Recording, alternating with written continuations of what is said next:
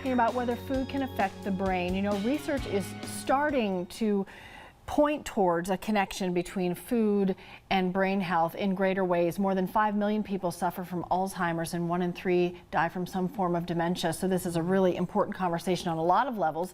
9 News nutrition expert Dr. Rachel joins us this morning. Talk about just overall how much food influences our brain.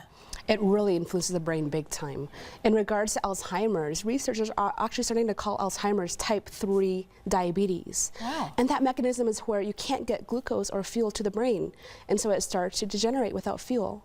And so if you eat the right kinds of alternative fuels to the brain, then you can actually give the brain what it needs. There are specific foods already known to, they kind of are labeled brain boosters. Yes. And these are things you should start putting in your diet as soon as you can because of that.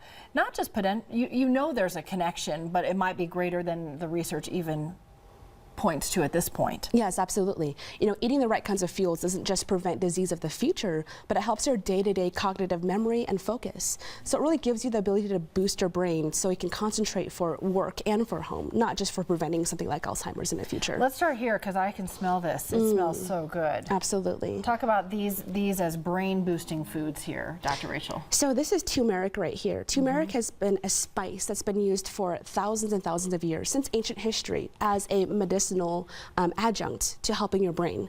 Turmeric is a hugely anti-inflammatory spice. And so what it does is it prevents inflammation in the body and in the brain. And it smells really good. So yeah, it's commonly found in like spicy curries, for instance. I was going to say, how would you cook with this? Yeah, but yeah, I can absolutely smell curry. It reminds me of curry. Blueberries, we've often heard of being an antioxidant. And this is a great brain booster. So with your cup of coffee in the morning, maybe have a handful of blueberries. Absolutely. You know, blueberries have, like you said, a lot of anti-inflammatory properties and also are an antioxidant. So they really help boost brain function and help oxygenate the brain. It's an amazing food. You know, if they were in season, I would hand these out as a Halloween candy alternative. I was just going to ask you, Dr. Rachel, because they are going out of season, do frozen blueberries have the same benefit? I prefer fresh, but frozen are about the same, so I would go for that. So in February, frozen's better than Absolutely, nothing. Okay. Yes. Avocado. Avocados are considered a powerhouse fruit, and so they're so high in good fats and good protein and really low in sugars for a fruit.